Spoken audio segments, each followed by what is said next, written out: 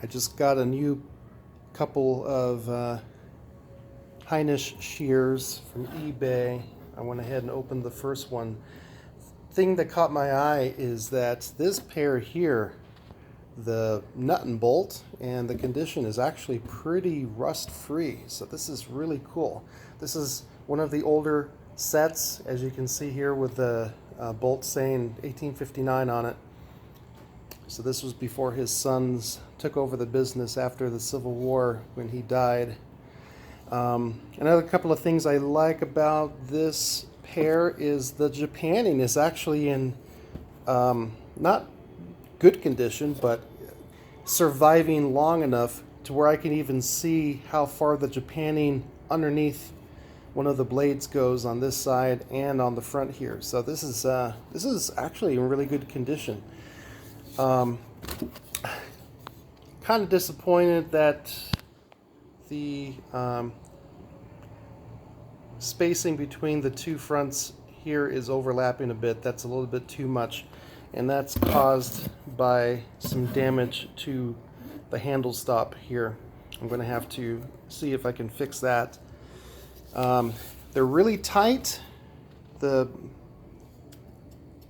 so that's not a problem. I just have to simply adjust that when I'm in the middle of restoring these, and of course these are going to probably have to be sharpened because of that problem, and it just needs to be sharpened in general. There's some paint on here. I thought that was kind of weird. Somehow these got paint splattered on them over their life. The condition of the tips is a little bit worn. It's not sharp like it should be, so it looks like that these were resurfaced at some point. Not a huge deal. It probably did remove about, who knows, maybe like 1/8 of an inch from the front. But yeah, this will be a nice pair to restore, hopefully. I'm going to have to get in there and see what the condition is underneath this bolt. Needs to be greased and everything. All right, let me get to the next pair. All right, and here's the other pair. This one's smaller, which is nice. I don't have enough small pairs yet. Let's see, what is the marking on that? Bear with me. I think it was a 6. Can't remember what they told me. Yeah, it's a 6. So I think there's like 13 inches or so. Smaller set, good for smaller hands. Still extremely comfortable handle. And this one's very easy to open up. In fact, it's too loose. I'm able to completely open and close this without the blades touching each other. So hopefully I'm able to adjust this exact. A lot of surface rust on here, but that's fine. That is relatively easy to remove. Just takes a lot of time to do. Have to let it sit in the rust removal and then outgas it. This is a newer set. You can tell here because the nut is different than the previous one I showed you. It's got some marks on it, but that's fine. They might be able to be buffed out a little bit. And the tips on these ones are meeting perfectly. Still slightly rounded, but you can see how they're both actually less rounded on the front. They're meeting, less rounded, so less body had been removed from the blade, but you can tell that there actually was some grinding here, not too much, but just a little bit. A couple of ways that you could tell is the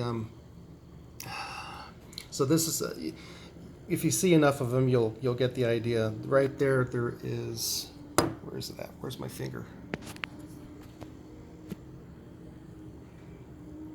Right here, you see that little mark there. That shouldn't be there.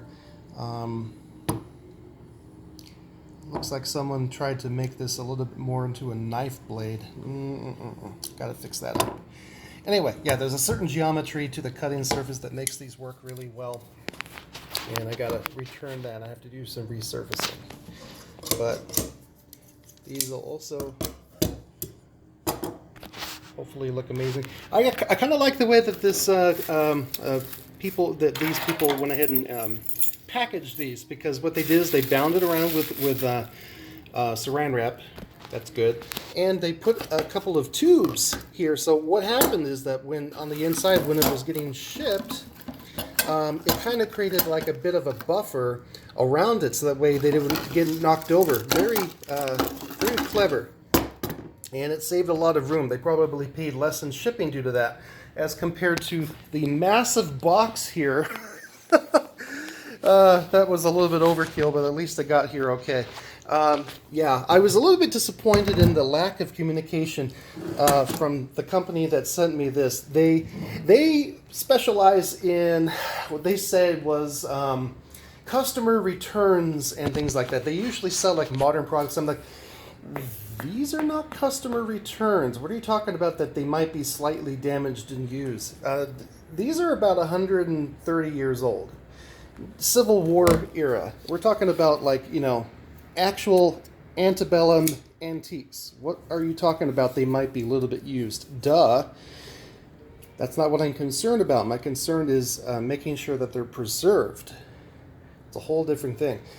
So one thing about this is that they only had one picture of it. It was good enough to catch my eye, but I was taking a bigger risk with this one because I couldn't see what the insides of the blades look like. I couldn't tell if there's any chipping. So I'll show you on the inside. There is some surface rust and everything. What I was worried about is, would there be any chips on here? There's like stuff knocked off of a blade, because that completely changes the worth of these and the amount of work that it will take to restore them. And so yeah, you can see I also was not able to get from them a number from these. They just told me about how long they were. This is a number 9, so this is I believe it is 15 or 15 and a quarter inches long, I'm pretty sure, if memory serves. So yeah, they turned out okay, but that was a bit of a gamble because of the lack of information and communication from the company that was selling them on eBay. Very important to have that kind of communication. Anyway, just wanted to show these off, and got to get back to my daily routines.